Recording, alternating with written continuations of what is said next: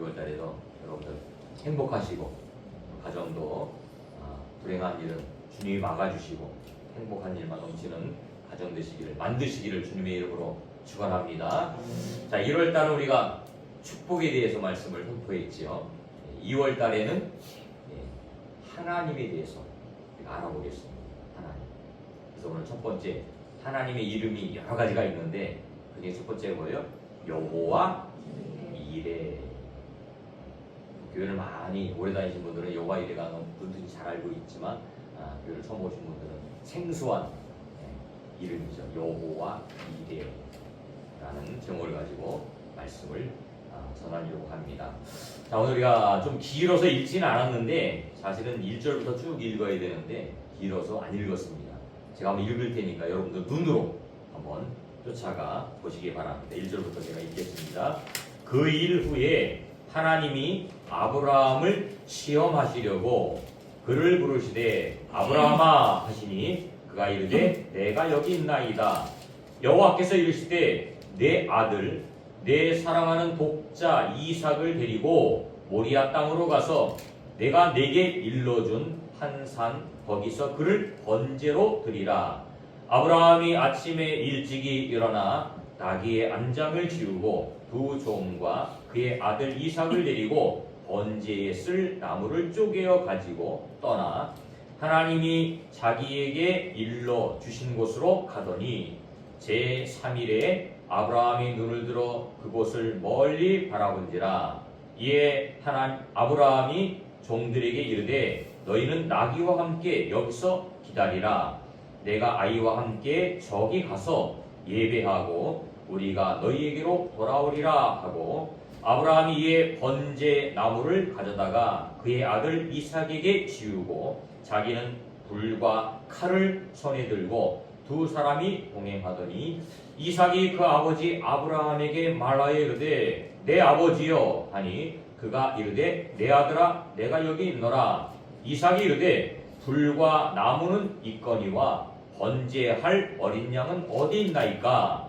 아브라함이 이르되 내 아들아 번제할 어린 양은 하나님이 자기를 위하여 친히 준비하시리라 하고 두 사람이 함께 나아가서 하나님이 그에게 일러주신 곳에 이른지라. 이에 아브라함이 그곳에 제단을 쌓고 나무를 벌려놓고 그의 아들 이삭을 결박하여 제단 나무 위에 놓고 손을 내밀어 칼을 잡고 그 아들을 잡으려 하니 여호와의 사자가 하늘에서부터 그를 불러 이르되 아브라함아 아브라함아 하시는지라. 아브라함이 이르되 내가 여기 있나이다 하매 사자가 이르시되 그 아이에게 내 손을 대지 말라. 그에게 아무 일도 하지 말라.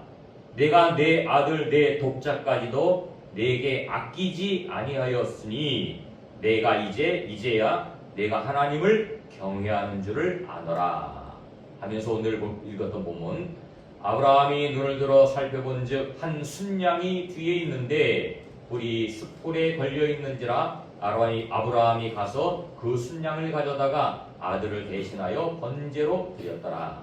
아브라함이 그 땅 이름을 여호와 이레라 하셨으므로 오늘날까지 사람들이 이르기를 여호와의 산에서 준비되리라 하더라. 아멘. 자, 오늘 등장하는 인물이 있지요. 아브람, 이삭. 그죠? 아브람과 이삭을 이야기하고 있습니다. 하나님이 아브람을 부르셨다고 했어요. 아브람을 부르셔서 그에게 약속하셨어요. 내가 너로 한 민족을 이루겠다. 그리고 너희 민족을 축복하시겠다. 내 자손을 축복하시겠다. 라고 이렇게 하나님 말씀하셨죠. 아브라함이 부름을 받았을 때는 75세였습니다.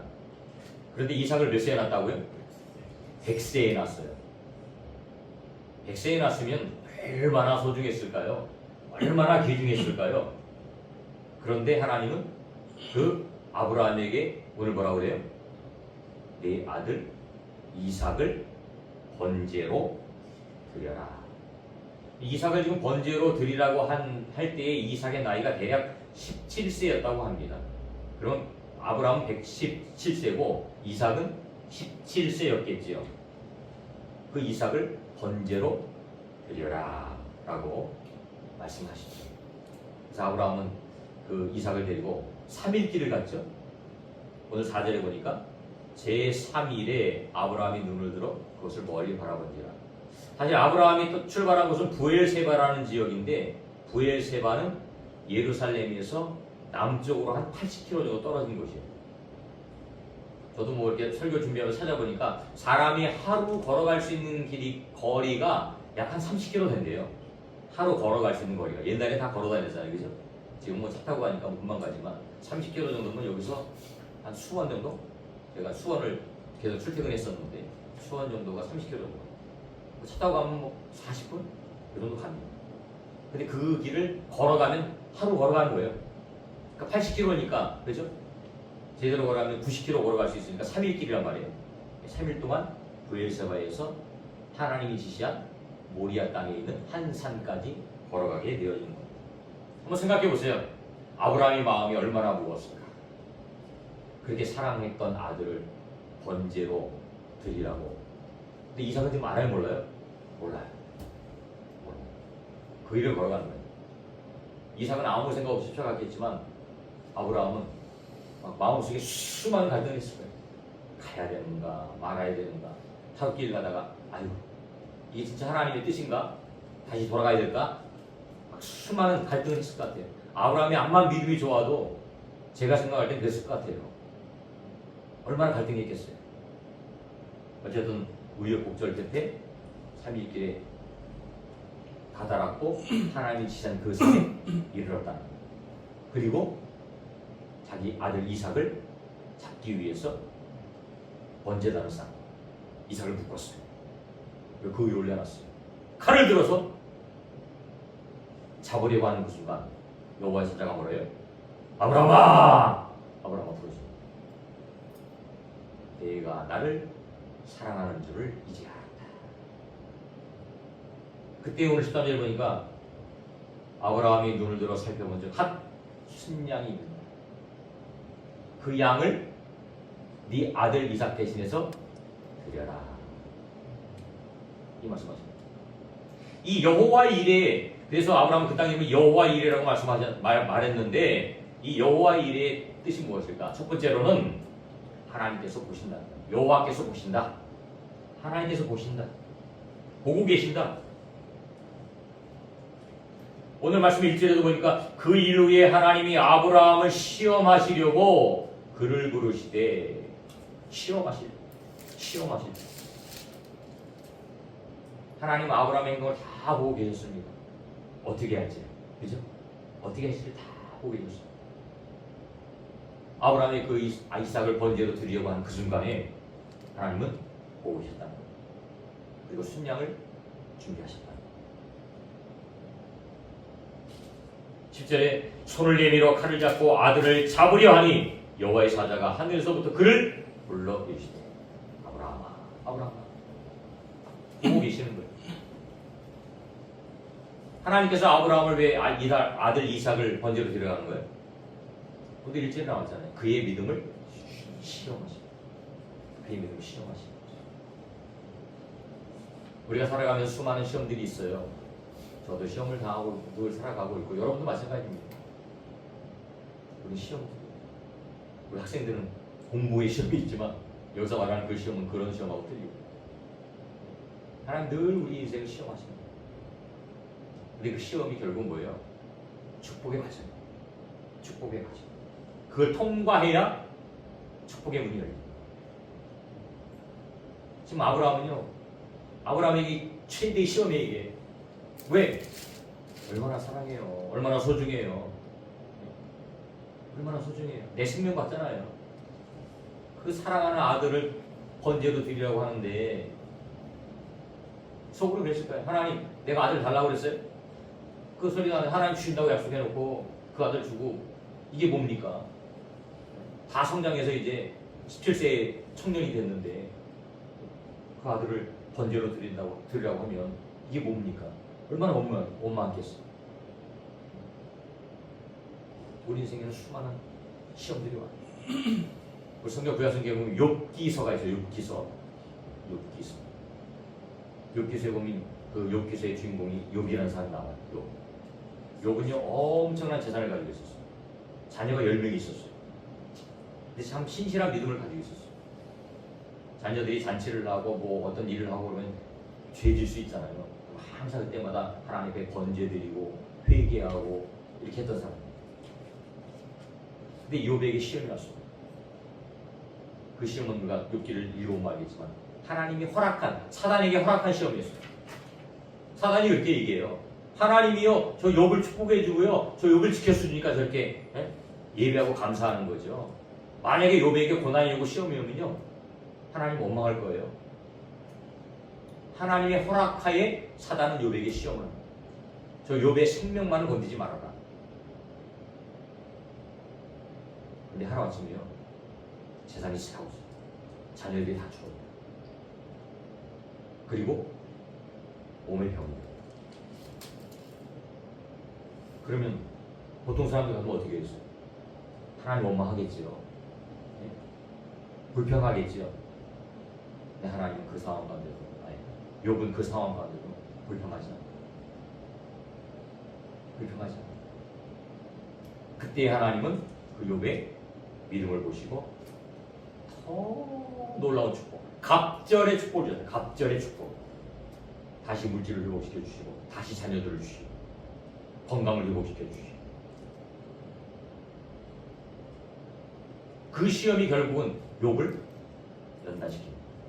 그래서 우리가 욥기에는 보면 나를 정금같이 되어 나오게 하리라. 순금같이. 그 고백입니다. 시련을 통해서 고난을 통해서 그렇게 하신다는 거예요. 근데 오늘 본문 읽지 않았지만 17절 18절에도 이 말씀이 있어요.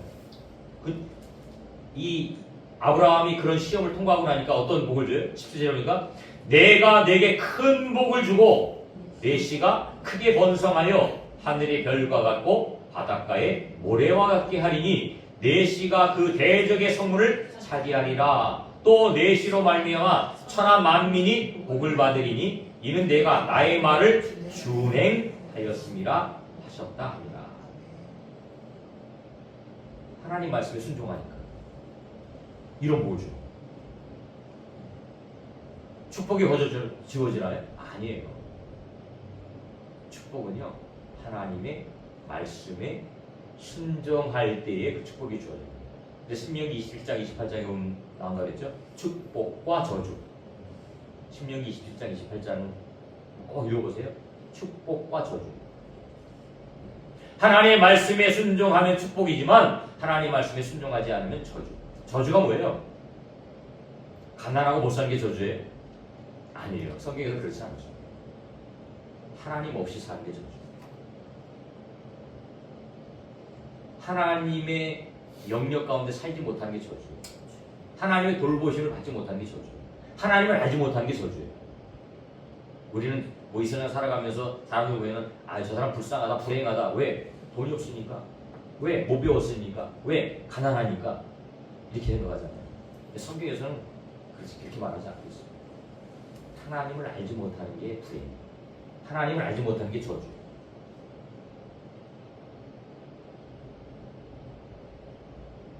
아브라함 후손들은요 하나님의 약속대로 축복의 민족이 됐어요. 제가 항상 이야기하잖아요. 이스라엘 민족은 축복의 민족이에요. 세계의 그 수많은 민족 중에 제가 생각할 때 그래요. 수많은 민족 중에서 가장 최고의 민족을 따진다면 유대인이에요. 이스라엘 민족이에요. 왜? 그들은 하나님을 섬겨요. 하나님의 언약의 백성이기 때문에, 약속의 백성이기 때문에. 세계 수많은 민족이 있고 수많은 사람들이 있지만 이 세상을 좌지우지하고 움직이는 사람들이 누구예요? 유대인들이에요.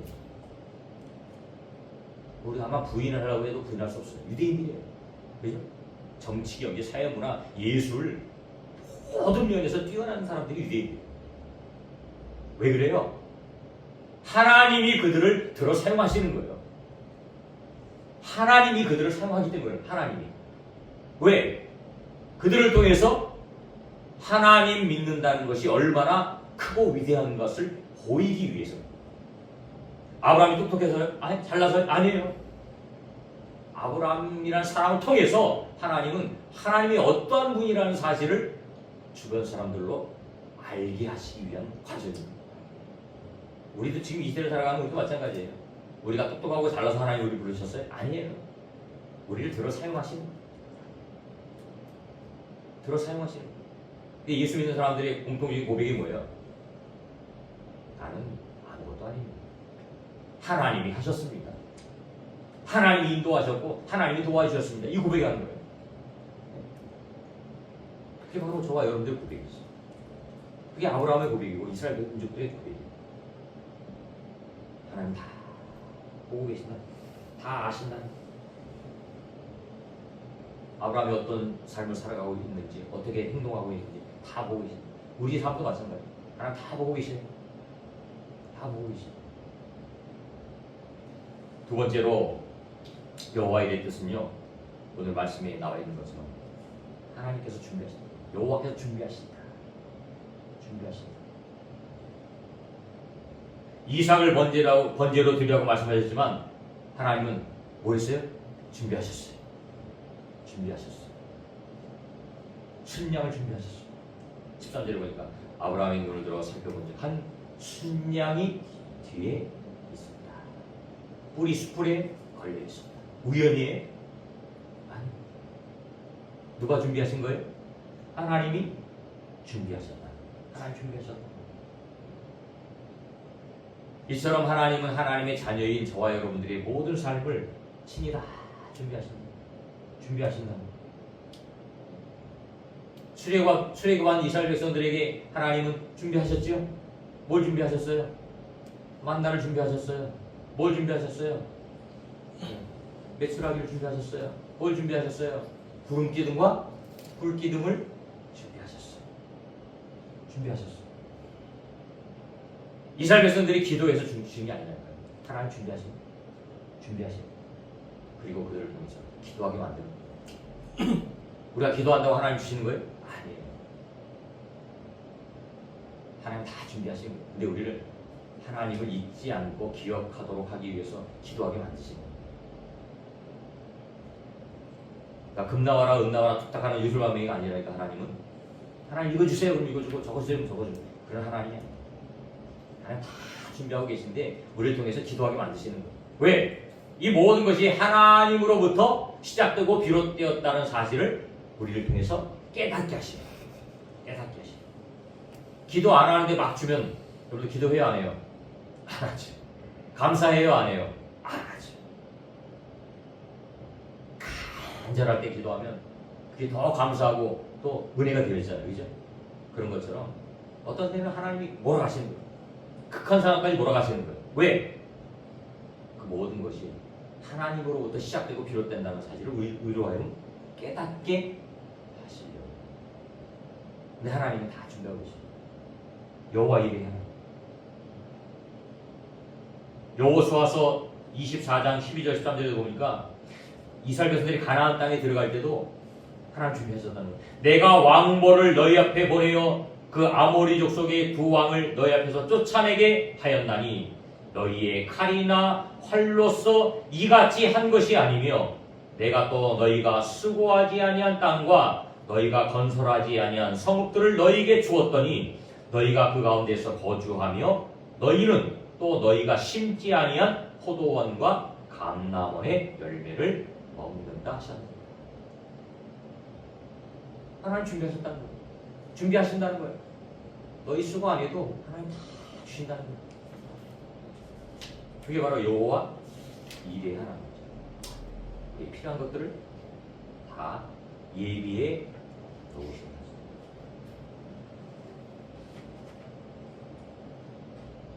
우리는 우리의 삶에 있어서 많은 걸 예배하라고 그러잖아요. 그죠?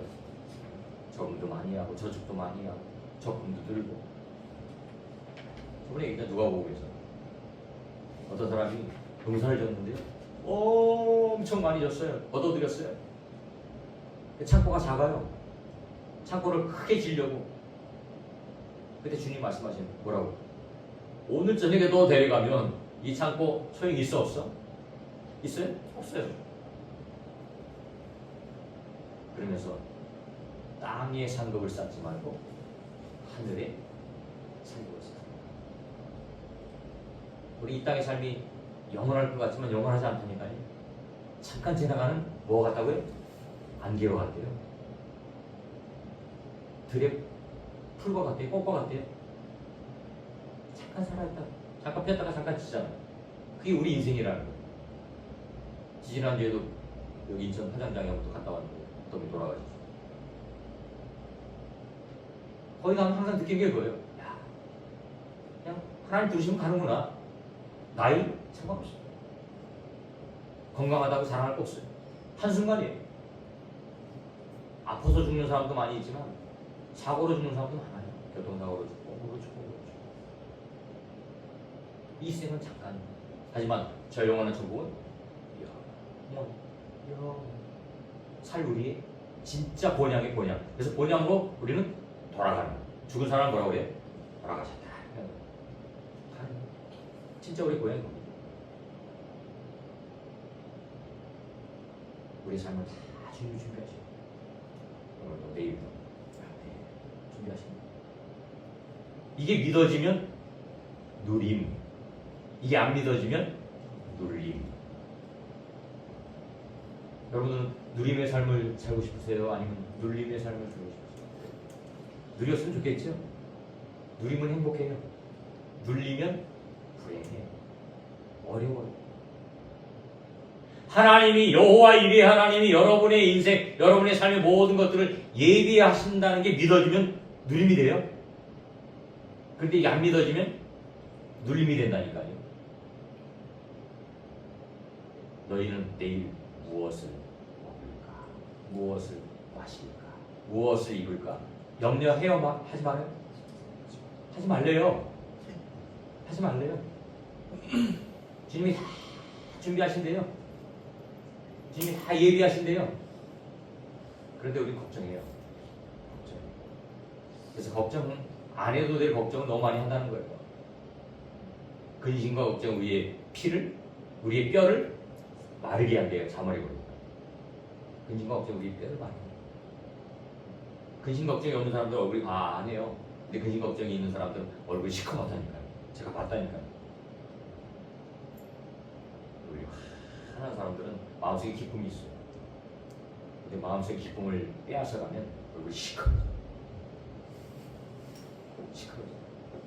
여러분들 얼굴이 환하게 피시기를 주님의 축복합니다. 주님께 바뀌어요. 주님이 준비하신다는 거예요. 마지막으로 세 번째는 뭐예요? 여호와 이레는 예수님을 말합니다. 여호와 이레는 예수님, 그 주인공이라는 거예요. 오늘 등장하고 있는 이삭이라는 사람이 나오는데 이 이삭과 예수님의 공통점이 있어요. 이삭과 예수님의 공통점.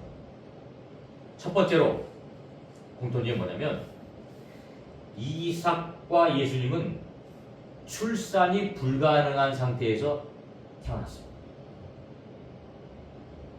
이삭은 그 어머니 사라가 몇 세에? 90세예요. 여성의 출산 기능이 끝났어요. 생리가 끝났어요. 그죠? 아기를 낳을 수 있어요? 생리가 끊겼는데 아기를 낳을 수 있어요? 불가능한 상태에서 태어났어요. 예수님은요? 동정녀를 통해 태어났잖아요.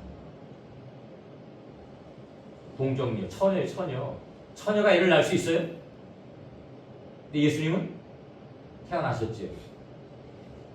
그게 공통점. 그죠? 생리가 끊겨진 그 여인에게 태어났고 예수님은 동정녀에게 태어났고 또 두 번째로는 이삭과 예수님은 모두 번제로 드렸어요. 그죠? 이삭도 오늘 번제로 드리기 위해서 산에 가서 묶여서 번제로 드렸어요. 예수님도 번제, 십자가에 6월절의 어린 양이 되어서 번제로 드려졌죠. 세 번째는 이삭과 예수님은 똑같이 나무를 지고 산으로 올라가셨어요. 이삭도 나무를 지고 산으로 올라갔고 예수님도 십자가를 지고 산으로 올라갔지. 오늘 말씀 주제를 보니까 아브라함이 이르되 내 아들아 번제할 어린 양은 하나님이 자기를 위하여 친히 준비하시라고 두 사람이 함께 나아갔다. 그리고 7절에 보니까 9절에 보니까 하나님이 그에게 일러주신 곳에 이른지라 이 아브라함이 그곳에서 제단을 쌓고 나무를 벌려놓고 그의 아들 이삭을 결박하여 나무 제단 위에 놓았다. 이걸 봤을 때 이 이삭은요 결국 예수님의 오요. 예수님 오요. 항상 제가 말씀드리죠. 구약에 나와 있는 인물, 사건, 절기 모든 것들이 결국은 예수님의 오요. 이 구약은 모형이고 신약은 뭐예요? 실체. 오형, 실체. 그분이 바로 오셨어요. 구약에 예언한 모든 분의 주인공은 바로 신약에 오신 그 예수님이 주인공이에요. 그분이 오셨어요. 오늘 말씀에 보면은 이 말씀이 나오잖아요. 하나님이 지시하신 한 산, 2절에 보니까 여호와께서 이제 내 아들 내 사랑하는 독자 이삭을 데리고 모리아 땅으로 가서 내가 내게 일러준 한 산 거기서 그를 번제로 드려라 이렇게 말씀하시죠. 거기가 바로 어딜까요? 예수님이 십자가에 돌아가신 이삭이 묶여서 번제로 드리려고 했던 그 지역이 바로 예수님이 십자가에 죽으신 지역. 그리고 지금은 예루살렘 성전이 세워진 바로 그곳입니다. 이게 우연일까요? 이게 우연일까요? 아니에요. 하나님의 철저한 계획. 철저한 계획. 이삭의 번제로 드릴 뻔했던 그 지역, 그 산이 바로 예수님이 십자가를 지었던 그 지역. 지금은 성전이 서 있는. 지금 물론 예루살렘 성전이라고 하지만 지금은 이제 이슬람 사원이 서 있지만 그죠? 그 자리하고 신기하지 않아요? 너무 신기하지? 하나님의 계획에 의해서 철저히 그런 것들이 이루어지고 지금도 이루어지고 있고 앞으로도 이루어질 것이다.